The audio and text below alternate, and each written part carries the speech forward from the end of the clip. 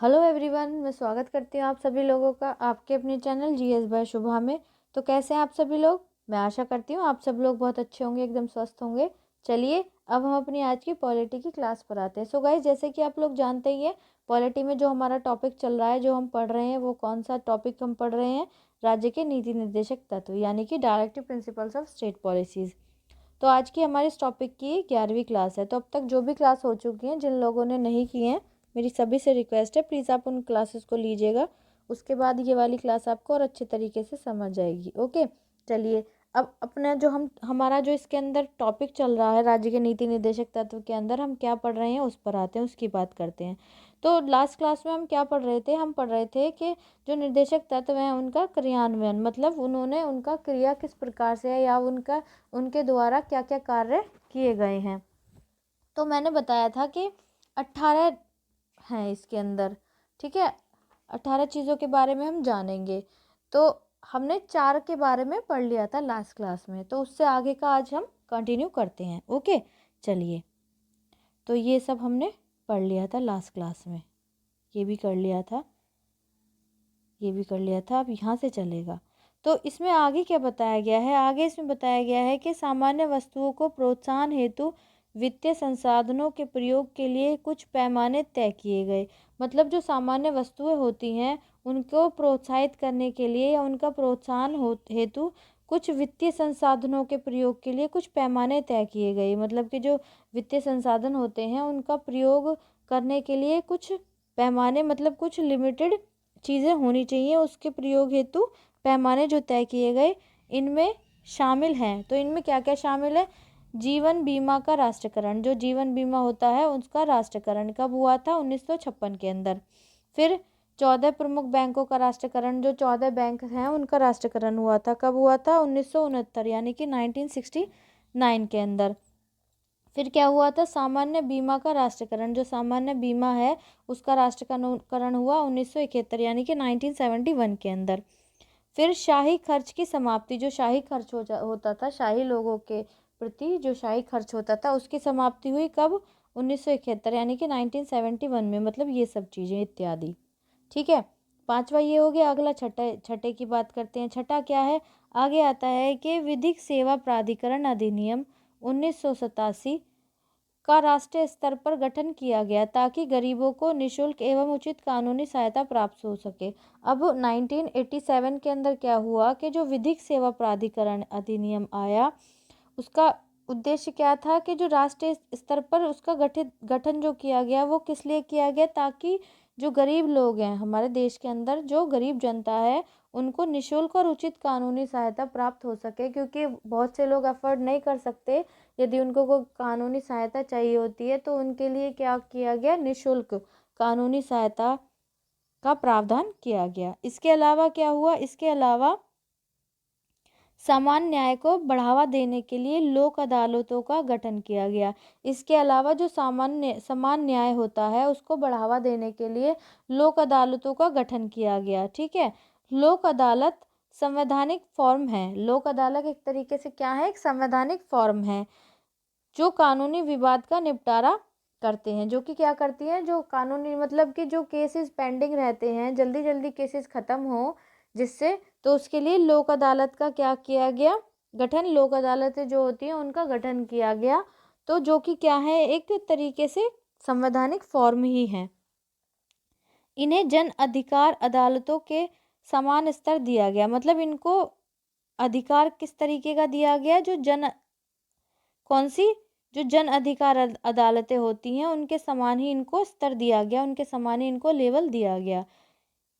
इनके निर्माण मानने की बाध्यता होती थी। मतलब सॉरी, इनके निर्माण नहीं, इनके जो निर्णय होते थे, इनके जो डिसीजन होते हैं, तो उनको मानने की बाध्यता है। मतलब कि ऐसा समझो, जैसे सामान्य जो कोर्ट है उसमें क्या हुआ? कोर्ट ने डिसीजन दे दिया, तो डिसीजन देने के बाद हम क्या कर सकते हैं? अपर कोर्ट में चैलेंज कर सकते हैं।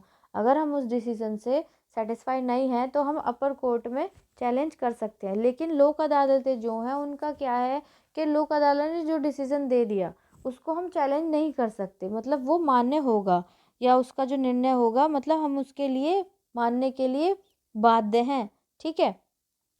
और इनके फैसले के विरुद्ध किया न्यायालय में कोई अपील नहीं है। मतलब किसी न्यायालय में जो लोक अदालतें हैं, इन्होंने यदि कोई फैसला सुना दिया तो उनके फैसले के, लोक अदालत के फैसले के विरुद्ध किसी भी न्यायालय में कोई अपील नहीं है। मतलब कोई अपील, फिर हम अपर कोर्ट में या किसी भी अदर कोर्ट में कोई अपील नहीं कर सकते। लोक अदालत ने जो फैसला दे दिया सो दे दिया। ओके, चलिए नेक्स्ट क्या है? नेक्स्ट आता है खादी एवं ग्रामोद्योग बोर्ड। ठीक है, खादी एवं ग्रामोद्योग आयोग, लघु उद्योग बोर्ड, राष्ट्रीय लघु उद्योग निगम, हैंडलूम बोर्ड, हथकरघा board, coir board, silk board आदि की ग्रामीण क्षेत्रों में कुटीर उद्योग विकास के लिए स्थापना की गई। मतलब ये सब जो बोर्ड थे, खादी और ग्राम उद्योग बोर्ड हो गया, खादी एवं ग्राम उद्योग आयोग हो गया, लघु उद्योग बोर्ड हो गया, मतलब ये जितने भी बोर्ड थे इनकी क्या है, जो ग्रामीण क्षेत्र होते हैं, जो उनको क्या है, कुटीर उद्योग के विकास के लिए, जिससे कि क्या हो, कुटीर उद्योग का विकास हो ग्रामीण क्षेत्र में, तो उसके लिए क्या किया गया, इन सब बोर्ड्स की स्थापना की गई। ठीक है, नेक्स्ट आता है, नेक्स्ट क्या है? नेक्स्ट इसमें क्या बताया गया है कि सामुदायिक विकास कार्यक्रम 1952 1952, पर्वतीय क्षेत्र विकास कार्यक्रम 1960 1960, सूखा संभावित क्षेत्र कार्यक्रम 1973, न्यूनतम आवश्यक कार्यक्रम 1974, एकीकृत ग्रामीण विकास योजना 1978, जवाहर रोजगार योजना 1989। आगे है स्वर्ण जयंती ग्राम रोजगार योजना 1999, संपूर्ण ग्रामीण रोजगार योजना 2001, राष्ट्रीय ग्रामीण रोजगार गारंटी योजना 2006 आदि को मानक जीवन जीने के उद्देश्य से प्रारंभ किया गया। अब ये जितनी भी रोजगार योजनाएं हैं जो मैंने अभी पढ़ाई हैं, तो इन सबको क्या किया गया, जो मानक जीवन है, मनुष्य का जो जीवन है उनको और सरल, एक तरीके से सरल रूप से जीवन जीने के उद्देश्य से इन सबको प्रारंभ किया गया, जिससे कि जो लोग हैं भारत के, उनको क्या है, बहुत आसानी से अपना जीवन यापन कर सके या बिना किसी प्रॉब्लम, मतलब उनको उनकी जो प्रॉब्लम्स हैं उनको रिमूव करने की कोशिश की गई एक तरीके से। अब दिमाग में ये आ रहा होगा कि मैं ये सब क्यों पढ़ा रही हूँ, ये इसलिए पढ़ा रही हूँ कि ये जितने भी ये जो योजनाएं हैं, ये सब अब मैं अलग से एक टॉपिक करवाती तो उसमें अलग टाइम वेस्ट होता। तो अब ये जब इसी के अंदर आ रहा है तो इसलिए मैं ये सारी चीज़ें करवा दूँ। बहुत डीप क्वेश्चन जब पूछा जाता है तो इनसे पूछे जाते हैं, बहुत डीप। ठीक है, तो उसमें क्या होगा कि आपका ये साथ के साथ कवर होता चला जाएगा, है ना। तो अब अपने हिसाब से जैसे आपको कंफर्ट हो आप अपने नोट्स बना लेना। तो ये सब क्या है, ये सब क्वेश्चन एग्जाम में पूछे जाते हैं। ओके, चलिए अब नेक्स्ट आगे चलते हैं। आगे क्या आता है? आगे आता है वन जीवन अधिनियम, या फिर हम संरक्षण भी कह सकते हैं, 1972 एवं वन अधिनियम या संरक्षण अधिनियम 1980 को वन जीवों एवं वनों के लिए सुरक्षा कवच के रूप में प्रभावी बनाया गया। तो क्या हुआ, वन्य जीवन अधिनियम आया 1972 में और वन संरक्षण अधिनियम आया 1980 में। ये किस लिए आया कि जो वन के जो जीव हैं और वनों के लिए जो हमारे फॉरेस्ट्स हैं, जो जंगल हैं, उनकी सुरक्षा कवच के रूप में प्रभावी बनाया गया। ठीक है, क्यों बनाया गया? सभी जानते हैं कि जब वन के जीव खत्म हो जाएंगे या फिर वन खत्म हो जाएंगे तो हमारा जीवन संकट में आ सकता है। ठीक है, तो आगे है जल एवं वायु अधिनियमों ने केंद्र एवं राज्य प्रदूषण नियंत्रण बोर्ड स्थापित किए।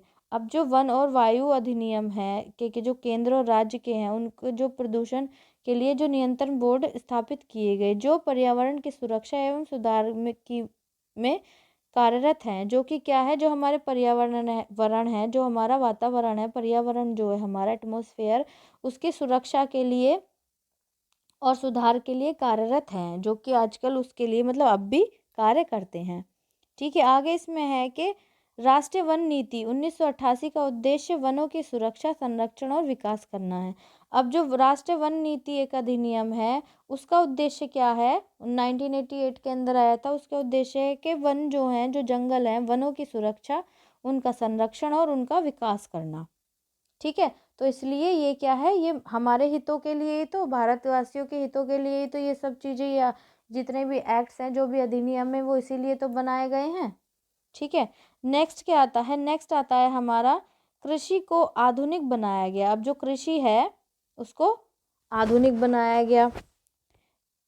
इसमें कृषि उपायों में सुधार के अलावा बीज, खाद एवं सिंचाई सुविधा उपलब्ध कराई गई। अब इसमें जो कृषि जो खेती के जो उपाय हैं उनके उसके अलावा बीज हो गया या फिर खाद हो गया, खाद आदि फर्टिलाइज़र या सिंचाई वगैरह इनकी जो उपलब्ध है उन मतलब और ज़्यादा उपलब्ध कराए गए और ज़्यादा इनको क्या किया गया, लोगों को क्या है कि फैसिलिटीज़ दी गई। पशु चिकित्सा की आधुनिकता के लिए कई कदम उठाए। अब जो पशु चिकित्सा है उसकी आधुनिकता के लिए भी काफ़ी कदम उठाए गए। ये सब क्वेश्चन हर किसी एग्ज़ाम में पूछे जाते हैं। जो ये होता है ना कि ऐसे क्वेश्चन आते हैं कि बनते ही नहीं है, तो वो यहाँ से पूछे जाते हैं। तो इसलिए मैंने इसमें ये भी इंक्लूड किया गया है ना। अभी तो ये इतना ही है, अभी इसमें काफ़ी और रह रहे हैं जो क्रियान्वयन है, जो हमारे जो डायरेक्टिव प्रिंसिपल स्टेट पॉलिसीज़ हैं या फिर राज्य की जो नीति निर्देशक तत्व हैं उनके तहत क्या क्या कार्यक्रम सरकार द्वारा चलाए गए या स्थापित किए गए, तो हम उनके बारे में जान रहे हैं अभी और भी हैं। ठीक है, तो आई होप ये क्लास आपको अच्छी लगी होगी और समझ आई होगी। इफ़ अच्छी लगी है, समझ आई है तो प्लीज़ लाइक ज़रूर कीजिएगा, कमेंट में ज़रूर बताइएगा और बच्चों तक भी इस चैनल के लिंक को शेयर कीजिएगा ताकि ज़्यादा से ज़्यादा लोग इस चैनल से जुड़ सकें और डिटेल में जीएस पढ़ सकें। अगर आप इस चैनल पर नए हैं, पहली बार आए हैं, तो प्लीज़ चैनल को सब्सक्राइब ज़रूर कीजिएगा और बेल आइकन को प्रेस कीजिएगा ताकि जब मैं वीडियो अपलोड करूँ तो आप लोगों तक नोटिफिकेशन आए और आप अपनी पढ़ाई को कंटिन्यू कर सकें। सो गाइज़, आज के लिए इतना ही है। किसी का कोई भी सजेशन हो तो प्लीज़ कमेंट में ज़रूर बताइएगा। अब मिलते हैं कल की क्लास में, तब तक के लिए थैंक यू वेरी मच।